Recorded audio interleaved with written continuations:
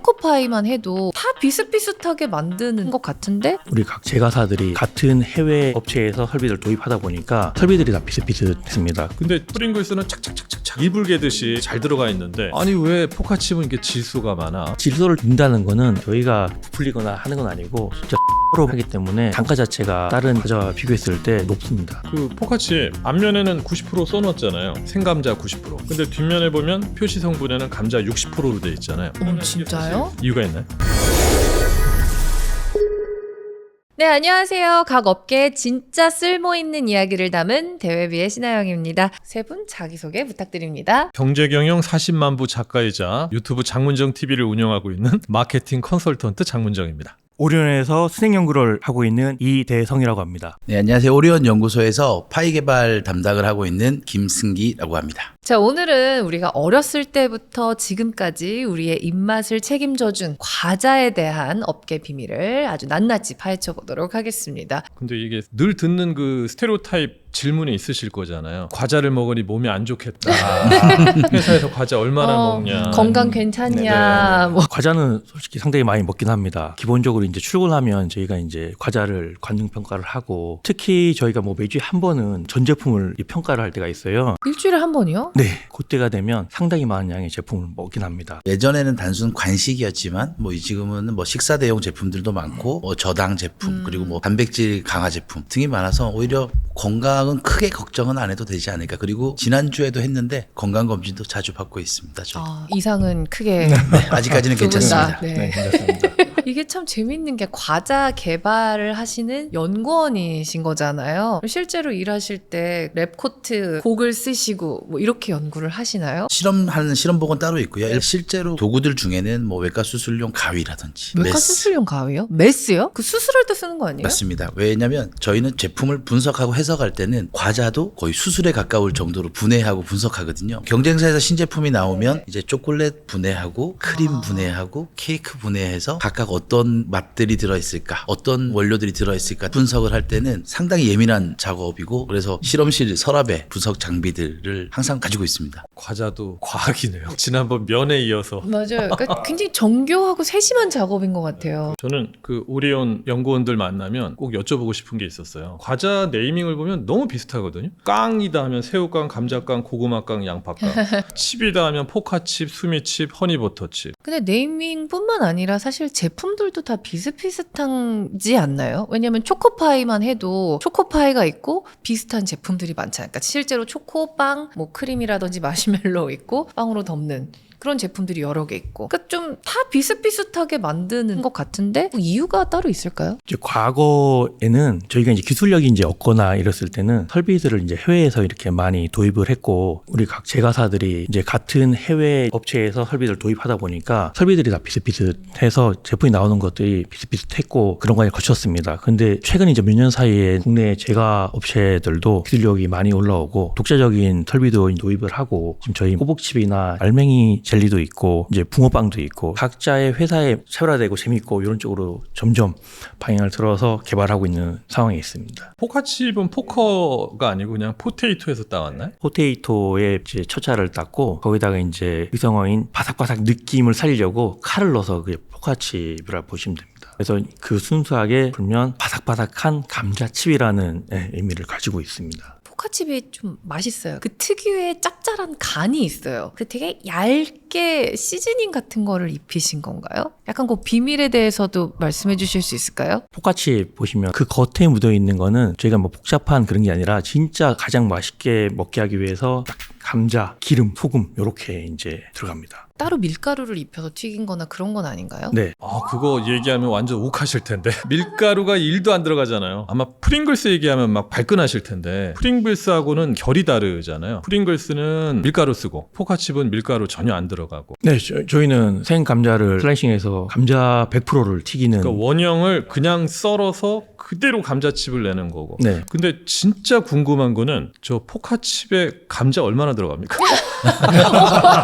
유튜브 제조업분이 이거 얼마 전에 했잖아요. 네, 실험해서 해서 사실은 뭐 0.6개밖에 안 된다. 그랬더니 또 오리온 측에서는 공식 계정 또 달았더만요. 네네. 이거 사실은 수분 제거가 되기 때문에 감자의 80%는 수분이다. 그러니까 원래 원형으로 따지면은 뭐 200g 이상이다. 정확히 그 한 봉지 먹으면 감자 얼마 먹는 건가요? 정확하게 하면 일반적인 저희 감자 한 2알 정도로 보시면 그렇게 따질 수 없는 게 원물이기 때문에 다 두 알이라고 다르잖아요. 하면 다 다르잖아요. 제각각이잖아요, 사이즈가. 맞죠. 한 200g에서 250g 중량으로 정확하게 하면 그 정도 감자가 들어갑니다. 일반적인 저희 감자 자체가 150g 정도 되거든요. 큰 거 들어가는데요, 그러면? 네, 감자 하나 알 그거를 이제 감자칩 66g을 할 때 1.5개 정도 사용을 한다로 이제 그렇게 이제 과학적으로 다 분석을 해서 이제 올린 거고요. 이제 소비자들이 집에서 이렇게 감자를 썰어 가지고 튀겨서 할 때는 이렇게 튀겼는데 중량이 60g 나왔는데 왜 반밖에 안 썼네 하실 때는 저희가 쓰는 거는 이제 상당히 얇게 썰잖아요. 1.2mm, 1.3mm 얇게 써는데 소비자들은 솔직히 그렇게 썰기가 상당히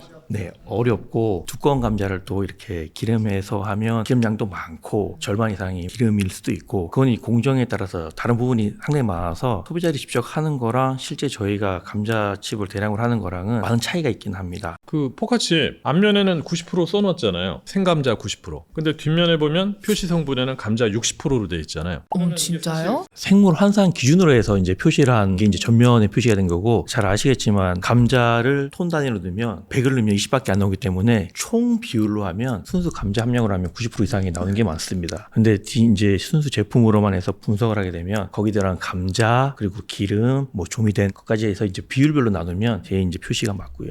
그럼 그거를 튀기시는 거잖아요. 저 그 생각도 들었어요. 어떤 기름에 튀기시길래 이렇게 맛있을까? 우선 하나의 오일만은 사용하지 않고요. 아. 표기는 돼 있으니까 이제 보시면 되는데 특정 비율로 섞어서 혼합류 개념으로 해서 사용을 하고 있습니다. 그게 진짜 대웹이군요. 맛있게 튀길 수 있는 기름을 만드는 법이 어떻게 보면은 영업 기밀인 거네요. 네, 조금 더 얘기하시면 네. 진짜 대입이 다 나올 것 같아요. 그러니까요. 너무 해보도록 좋은데? 할게요. 네. 그 포장 있잖아요. 한참 그 질소 조금 가슴 아픈 토픽이긴 한데 그런 논란이 있었을 때 연구원으로서 어떠셨어요? 제일 많이 비교되는 게 프링글스잖아요. 프링글스는 착착착착착 이불 개듯이 똑같이 거기에 잘 들어가 있는데 아니 왜 포카칩은 이게 질소가 많아? 솔직히 질소 과자로 할 때는 상당히 이제 가슴이 아프고 이 감자 원물이라는 게 아까도 이제 말씀을 하셨겠지만 이렇게 원료를 여러 개를 섞어서 하는 게 아니고 진짜 순수 감자로만 하기 때문에 단가 자체가 다른 이런 과자와 비교했을 때 높습니다. 실질적으로 감자에서 남는 거는 생각보다 많지가 않고 이게 왜 그러냐면 모든 식품은 원물에 가까울수록 마진은 작고 그렇겠다. 가공도가 높을수록 네. 마진이 높죠. 그러니까 예를 들어 꽃게다. 그러면 꽃게 자체는 마진이 안 나요. 근데 이걸 간장게장으로 바꾸면 마진이 높죠. 그러니까 프링글스는 마진이 높죠. 근데 포카칩은 진짜 생감자를 갈아 넣었으니까 원가가 높죠. 질소를 넣는다는 거는 안에 내용물을 보호하기 위해서 넣는 거지 저희가 그렇게 부풀리거나 하는 건 아니고 포장지가 보통 우리 소비자들은 왜 포장지가 다 은색이야 얘기하는데 한 겹이 아니고 여러 겹 알루미늄 그래요? 막 다 들어가죠. 은색깔은 알루미늄으로 되어 있고요. 그 표면에 밖에 이제 네이밍이나 돼 있는 것들을 증착시켜서 만드는 거. 굉장히 얇은데. 5중지 정도 될 겁니다. 그 알루미늄 증착을 꼭 해야 되는 이유가 아까 뭐 질소 과자라고 얘기했지만 수분도 막아줘야 되고요. 빛도 막아줘야 되고요. 산소도 막아줘야 되거든요. 그래서 알루미늄 증착이 반드시 필요한 겁니다. 예. 그래서 다 은색이라고 생각을 하는 거군요, 소비자 입장에서는. 근데 갑자기 궁금해진 건데 포카칩 하나 이렇게 제조하실 때 껍질은 어디로 가나요? 왜냐면 포카칩은 굉장히 얇기 때문에 껍질이 없거든요. 진짜 모르겠네. 포카칩을 자세히 보시면 껍질을 다 100% 벗기는 게 아니고 일부는 이제 탈피를 하고요. 탈피된 거는 회수를 해서 별도로 이제 리사이클링을 합니다. 네.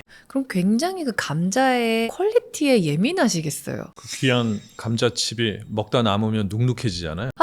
그 가슴 아파. 어떻게 돌려요? 가장 이제 쉬운 방법은 전자레인지에 돌리는 방법이 가장 쉽고요. 한 10초에서 15초 정도 돌리면 바삭하게 되고 요즘에는 이제 에어프라이기가 있으니까 에어프라이기에 돌리면 좀 더 담백한 감자칩을 먹을 수 있습니다. 기름도 좀 더 빠지고 그리고 바로 또 이렇게 전자레인지 돌리거나 에어프라이기에 한 다음에 바로 드시면 또 뜨거워서 약간 좀 바삭함이 떨어질 수 있으니까 돌린 다음에 뭐 한 1, 2분 있다 드시면 사 먹을 때 그대로의 바삭함을 즐길 수 있습니다. 혹시 물 좀 뿌리고 하면은 좀 도움이 우리 되나요? 어제 배웠는데. 어제 배웠거든요. 빵을 빵은 그렇게 하라고 말씀해 주셨거든요. 바짝 말리는 저수분 제품은 그렇게 일반적으로 하지는 않고요. 약간 이제 빵류나 케이크 이런 것들은 고수분 제품이 이렇게 마르기 때문에 살짝 물을 가해서 하면 촉촉함을 유지할 수 있을 것 같습니다. 기술적으로. 눈치채는 분들도 많을 텐데 포카칩 포장지가 달라져요? 시기에 따라서? 아, 네, 맞습니다. 국내산 감자가 이제 6월 달에 이제 수확을 해서 10월 달까지 사용을 하는데 요때 나오는 감자를 사용해서 제품을 만든 거는 앞에 전면에 이제 핵감자라는 표기가 되어 있습니다. 중요한 얘기입니다. 네. 네. 그때 이제 감자칩을 사서 드시면 가장 이제 맛있는 감자칩을 핵감자가요? 그 이외에는 수입산 감자를 쓰는데 그 감자도 제철에 난 핵감자인데 그건 이제 들어와서 하기 때문에 핵감자라는 별도 표기는 하지 않고요. 그 감자는 네, 생감자라고 표기를 합니다. 그러면 쟁여놓을까요? 6월에서 10월. 아니, 감자칩은 네. 어떻게 해야 되지? 사서 바로 드시는 게 가장 좋고요. 사서 바로. 너무 귀여운 발상이신데 창고에 그렇지. 쌓아놓고. 여름 가을에 사놨다가 겨울에 까먹어 네. 하나씩. 다람쥐처럼. 근데 품질적으로 그렇게 크게 이제 변화가 없는데 그래도 바로 이제 나온 걸로 사서 드시는 게 가장 이제 맛있게 즐기실 수 있습니다. 오리온은 진짜 감자에 진심이신 것 같아요. 평창에 있죠? 감자 네, 연구소. 진부에 네 있습니다. 네, 강원도 진부에 있고요. 연구소는 포카칩은 솔직히 말하면 감자가 답니다. 뭐 진부에 저희 연구소도 1988년도에 세웠고 감자만을 연구를 하고 실제적으로 감자의 품종도 개발을 하고 있고 그렇습니다. 오로지 포카칩만을 위해서 개발을 하는 품종이 따로 있으신 거예요? 네, 그럼 지금은 일반 감자 품종 안 쓰세요? 일반 감자랑 여기 침용 감자는 조금 이제 달라서 일반 감자는 당 함량도 높고 전분 함량도 낮고 해서 별도로 이렇게 저희가 개발한 특수 침용 감자를 사용을 하고 있습니다. 제가 몰래 몇 개 가져다가 집에서 감자채 볶음을 해봤거든요. 네. 오, 못 먹겠더라고요. 아. 침용 감자는 저희가 먹는 일반 감자랑 아예 다르더라고요. 그래서 이건 정말 뭐가 다르구나. 그렇구나. 네, 차이가 납니다. 근데 감자칩을 판매하는 회사가 사실 오리온뿐만은 아니잖아요. 그럼 그런 다른 회사들도 다 감자 품종을 자체 개발하고 있는 거죠? 그러면 감자를 연구소 설립해서 종자 개발까지 하는 회사는 글로벌적으로 많지가 않고요. 국내에서는 오리온이 유일합니다. 얼마나 먹은 거지 우리가?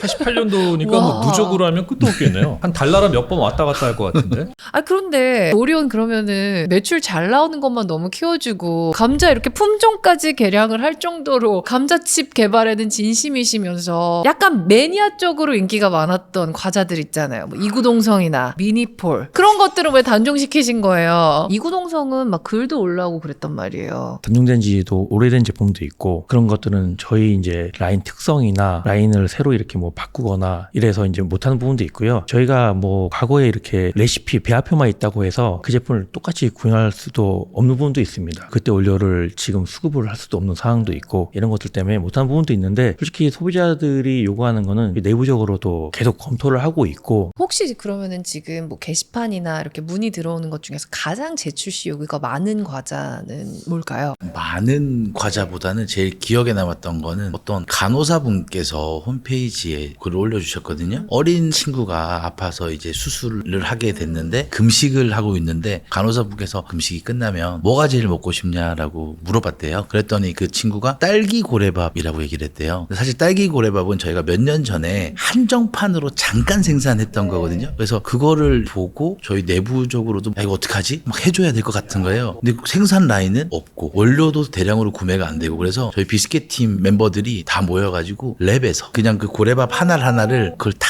손으로 하나하나 다 만들어가지고 근데 이제 아픈 아이가 먹어야 되니까 진짜 생산 제품처럼 미생물 실험까지 다 거쳐가지고 진짜 세상에 하나뿐인 딸기 고래밥을 전달을 했죠. 그래서 정말 감사하다는 글하고 이런 게 상당히 이슈가 많이 돼서 너무나 아름다운 얘기인데요. 이건 사실상 경영적으로 따지면 완전 마이너스인 거잖아요. 혹시 지금 내부에서 재출시 하자고 이야기 나오는 상품이 있을까요? 곤란해 하시는 거 보니까 있을 것 같아요. 한두 가지 정도는 있는데 약간의 힌트를 좀 주실 수 없을까요? 얘기를 하시면 바로 다 제품이라 아 그래요? 뭐지? 저는 그 얘기 들으러 왔는데 오늘. 뭘까요? 그러니까 그만큼 상징적인 어떤 맛이나 쉐입의 제품을 현재 지금 재출시 고민을 하고 계시다. 마지막으로 말씀드릴 수 있는 건 올해 안에는 보실 수는 있을 것 같습니다. 정도까지만 더 이상은 대비일 것 같습니다. 저희가 계속해서 감자칩 이야기를 하기는 했는데 오리온 하면은 또 상징적인 제품이 하나 있잖아요. 초코파이. 초코파이. 그 파이 제품 중에서는 1등이죠, 국내에서. 네. 근데 유독 초코파이가 남녀노소에게 다 불문하고 다 잘 팔리는 이유는 뭘까요? 뭐라고 생각하세요?